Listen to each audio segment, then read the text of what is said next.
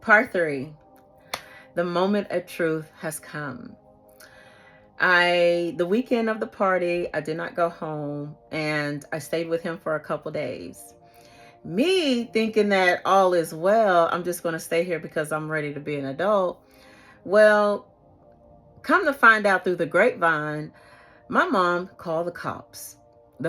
She had the whole police department looking for me. I mean, put out a whole missing report and everything because she wanted me to come home so bad. I mean, everybody reaching out to me. Your mom is where? She's ready for you to come home. And what are you doing? And she's, looking for you. You need to, stop letting her worry about you. Blah, blah, blah, blah, blah. I mean, it was just the whole town knew that my mom had called the cops and they were coming to get me. Okay. So after 24 hours, I sat there and I was like, you know what? I'm going to call home, at least let her know that I am okay.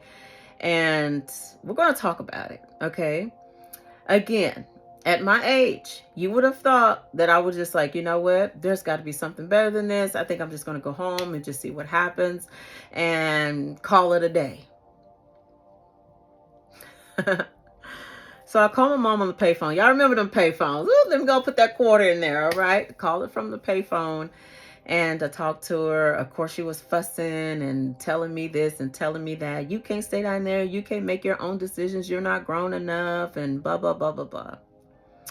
Well, come to find out, the cop was right there. And I asked him, I said, well, how old do you have to be to listen to your mom? And he said, 16. I was like, oh, bet. Okay, so I can come home at any time I want to. So I said, no, I don't think I can come back home. I was talking to her, telling her, well, they said that you can't make me come back home, so I'm not coming back home. Yeah, I did that. I told her that.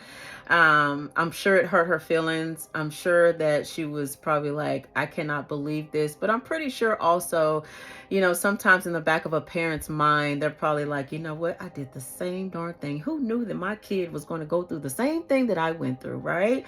Running away from home. Because I don't know her childhood. But listen, hey, the fruit don't fall far from the tree. So there's clearly something within me that resonated with her.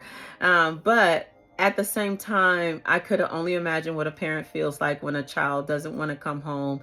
And that is another reason why I shed light on domestic violence, because I don't want my kids to do me like that unless I'm educating them and letting them aware, hey, if you see these signs and if you know that it's not going to stop and you have a really bad gut feeling about it, that means you may need to come home.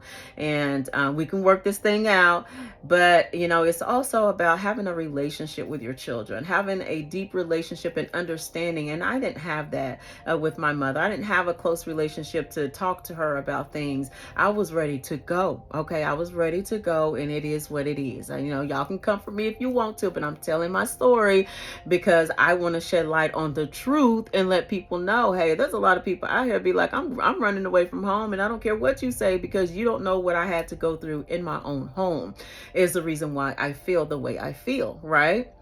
And so I just want to encourage a lot of women, please have a relationship with your daughters, and so that they don't feel as though they have to run away from home just to get attention. They don't have to run away to men just because they feel a void of their father not being in their life.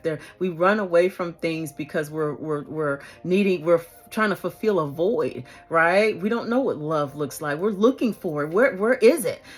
Show me what love looks like. And we go and looking for it in the wrong way. And I understand that now, we go looking in the wrong places for love because we don't know what love looks like. And especially if it's not taught in your home or you haven't experienced it in your home, we go out into the world looking for it, and we run into the wrong people that take advantage of us because of our vulnerability of looking for something, because we feel like there's a piece of us missing. And when you see your friends and your family experiencing things that you have never experienced, that makes it even worse. And so I just want to truly encourage, if you're not with their father, please allow an open communication and relationship with your children, because because it is a thing that is needed in order for, communication to happen, and we don't fall in the trap of going out there to the world to looking for something that can be definitely taught in your home. And so yeah, that was the turning point in this relationship, but there's more to come, so continue to follow me for more why I stayed in my abusive relationship.